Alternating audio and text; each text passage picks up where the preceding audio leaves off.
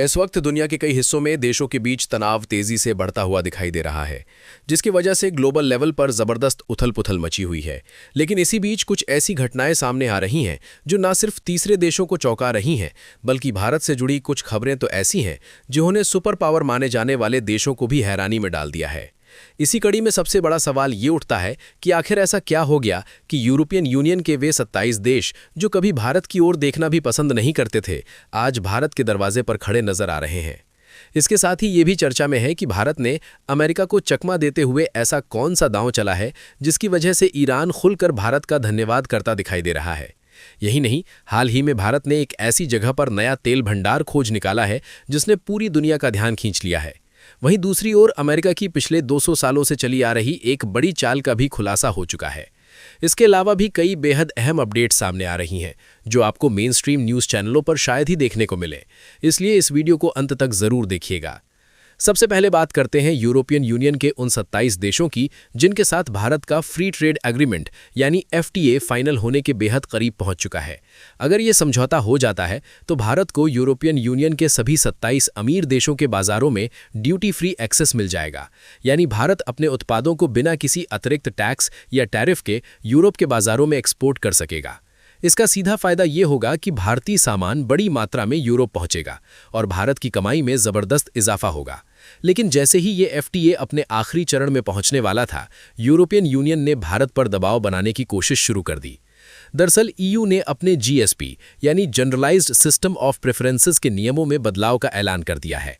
ऊपर से देखने में ये बदलाव बेहद मामूली लगते हैं, लेकिन इसकी टाइमिंग ऐसी रखी गई है कि सीधा असर भारत पर पड़े। सवाल यह है कि क्या FTA से ठीक पहले EU भारत की बार्गेनिंग पावर को कमजोर करना चाहता है। EU का दावा है कि इन नए नियमों से भारत के केवल 2.66% निर्यात पर ही असर पड़ेगा, लेकिन असली खेल आंकड़ों का नहीं बल्कि रणनीति का है। ये बदलाव जनवरी 2026 से लागू किए जाएंगे, यानी ठीक उसी समय जब भारत EU FTA पर आखिरी मुहर लगने की उम्मीद है।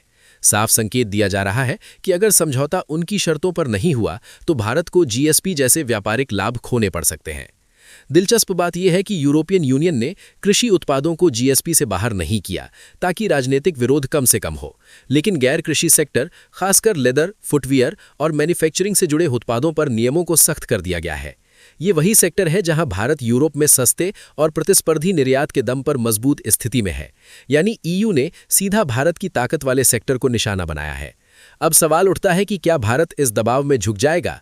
तो संकेत साफ है कि भारत इस रणनीति को अच्छी तरह समझ रहा है।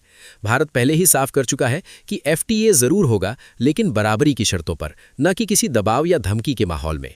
GSP को हथियार की तरह इस्तेमाल करना EU की मजबूरी को दिखाता है, उसकी ताकत को नहीं। आने वाले दिनों में ये देखना दिलचस्प होगा कि यूरोप भारत के साथ दोस्ती निभाता है या फिर FTA से पहले अड़चनें पैदा करता रहता है। अब दूसरी बड़ी अपडेट भारत ईरान रिश्तों से जुड़ी हुई है। हाल ही में संयुक्त राष्ट्र मानवाधिकार परिषद में ईरान के खिलाफ एक प्रस्ताव लाया गया था, जिसमें वहां की सरकार पर दमन और विरोध प्रदर्शनों को लेकर कड़ी आलोचना की गई थी। इस प्रस्ताव को कई देशों का समर्थन मिला, लेकिन भारत समेत 6 देशों ने इसके खिलाफ वोट देकर अलग रुख अपनाया। भारत का ये कदम केवल वोटिंग तक सीमित नहीं रहा। ईरान ने खुले तौर पर भारत का धन्यवाद किया और इसे दोनों देशों के बीच मजबूत होती रणनीतिक साझेदारी का संकेत बताया। भारत का कहना है कि वो देश विशेष के खिलाफ निंदा प्रस्तावों से ज्यादा संवाद और कूटनीतिक समाधान को प्राथमिकता देता है। इसके पीछे बड़ा भू राजनीतिक कारण भी है। ईरान भारत के लिए एक अहम ऊर्जा स्रोत है और चाबहार पोर्ट जैसे प्रोजेक्ट्स भारत को अफगानिस्तान और मध्य एशिया तक पहुंच दिलाने में बड़ी भूमिका निभाते हैं। अब ये देखना होगा कि भारत के इस रुख पर अमेरिका जैसे देशों की प्रतिक्रिया क्या होती है, लेकिन इतना तय है कि ये कदम वैश्विक मंच पर भारत की स्वतंत्र और संतुलित विदेश नीति को और मजबूत करता है। इसके बाद अगली अपडेट भारत के गारमेंट सेक्टर से जुड़ी हुई है। अमेरिका में भारतीय गारमेंट्स का एक्सपोर्ट लगातार गिर रहा है, लेकिन हैरानी की बात यह है कि इसका नुकसान भारत से ज़्यादा खुद अमेरिका को हो रहा है। दरअसल अमेरिका ने भारतीय गारमेंट्स पर 50% तक टैरिफ लगा दिया है, जिसके बाद कुल शुल्क 60% के करीब पहुंच चुका है। इसके चलते अमेरिकी खरीदार भारतीय उत्पादों से दूरी बना रहे हैं या फिर भारी छूट की मांग कर रहे हैं। नतीजा ये हुआ है कि कई भारतीय निर्यातकों ने यूरोप, अफ्रीका और मैक्सिको जैसे नए बाजारों की ओर रुख कर लिया है। इससे अमेरिका में भारत का निर्यात कम हुआ है, लेकिन बाकी बाजारों में तेजी से बढ़ा है। यही वजह है कि अब कहा जा रहा है कि भारत पर लगाया गया ये टैरिफ अमेरिका के लिए ही उल्टा पड़ रहा है। अब अगली और चौंकाने वाली अपडेट अमेरिका की पुरानी नीति से जुड़ी है। एक हालिया रिपोर्ट में खुलासा हुआ है कि ग्रीनलैंड पर अमेरिका की नज़र कोई नई बात नहीं है। पिछले 200 सालों में अमेरिका ने 8 अलग-अलग देशों और क्षेत्रों पर कब्जा किया है। लगभग हर 25 से 30 साल में अमेरिका ने किसी न किसी इलाके पर नियंत्रण हासिल किया है, चाहे वो खरीद के नाम पर हो, युद्ध के बहाने या फिर सुरक्षा की आड़ में। इनमें Louisiana territory, Florida, Texas, California, Alaska, हवाई, प्यूर्टो रिको और फिलीपींस जैसे इलाके शामिल हैं। ग्रीनलैंड की कहानी भी उसी पुरानी विस्तारवादी नीति का अगला अध्याय मानी जा रही है। अब आखिरी और सबसे बड़ी अपडेट भारत की ऊर्जा सुरक्षा से जुड़ी हुई है। ताज़ा रिपोर्ट के मुताबिक भारत के पूर्वी तट पर करीब 24 अरब बैरल हाइड्रोकार्बन भंडार होने की संभावना जताई गई है। अगर यह अनुमान सही साबित होता है तो ये भारत के लिए गेम चेंजर साबित हो सकता है। अगर यह अनुमान सही साबित होता है तो ये खोज भारत के लिए किसी गेम चेंजर से कम नहीं होगी। इसकी सबसे बड़ी वजह यह है कि इससे भारत की तेल और गैस को लेकर विदेशी निर्भरता में बड़ी गिरावट आ सकती है। रिपोर्ट्स के मुताबिक ये संभावित भंडार कृष्णा गोदावरी बेसिन, महानंदी बेसिन और बंगाल बेसिन जैसे इलाकों में मौजूद होने की संभावना जताई जा रही है। ये वही क्षेत्र हैं जहां पहले भी प्राकृतिक गैस के संकेत मिलते रहे हैं, लेकिन इस बार जो आंकड़े सामने आ रहे हैं वे पहले के मुकाबले कहीं ज्यादा बड़े और चौंकाने वाले हैं। एक्सपर्ट्स का मानना है कि अगर इन भंडारों का व्यावसायिक स्तर पर दोहन शुरू हो जाता है तो भारत घरेलू तेल और गैस उत्पादन के मामले में दुनिया के बड़े तेल उत्पादक देशों की कतार में खड़ा हो सकता है। अब ये देखना बेहद दिलचस्प होगा कि भारत इस तेल को निकालने में कितनी जल्दी और कितनी सफलता हासिल कर पाता है। हर 24 घंटे के अंदर ग्लोबल जियोपॉलिटिक्स में बड़े बदलाव और उलटफेर देखने को मिल रहे हैं। भारत के सामने लगातार नए नए चैलेंजेस खड़े हो रहे हैं। कोई देश अपने फैसलों से पीछे हट रहा है तो कोई देश ब्लैकमेलिंग और दबाव की राजनीति पर उतर आया है। हर देश दूसरे को कमजोर करने की कोशिश में लगा हुआ है।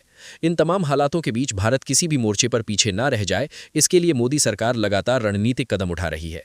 भारत की foreign policy, defence strategy, economy और ग्लोबल अफेयर्स को सही नजरिए से समझना आज पहले से कहीं ज्यादा जरूरी हो गया है। और यही मिशन है हमारे चैनल वर्ल्ड न्यूज़ 396 का। लेकिन यह मिशन आपके सहयोग के बिना अधूरा है। वर्ल्ड न्यूज़ 396 पर हम हर बड़ी खबर, हर अपडेट और हर फैसले का फैक्ट्स और डेटा के साथ बिल्कुल सरल भाषा में एनालिसिस करते हैं, बिना किसी एजेंडा के। अगर आप चाहते हैं कि भारत और दुनिया से जुड़ा सटीक, ऑथेंटिक और भरोसेमंद एनालिसिस आप तक लगातार पहुंचता रहे, तो इस वीडियो को लाइक करें और हमारे चैनल वर्ल्ड न्यूज़ 396 को सब्सक्राइब करके बेल नोटिफिकेशन जरूर ऑन करें। आपका एक लाइक हमारे चैनल को आगे बढ़ाने में बड़ी भूमिका निभाता है और एक सब्सक्राइब ये सुनिश्चित करता है कि आप कोई भी इंपॉर्टेंट अपडेट मिस न करें। अगर आपने पहले से हमारे चैनल को सब्सक्राइब कर रखा है तो दिल से आपका धन्यवाद। जय श्री राम।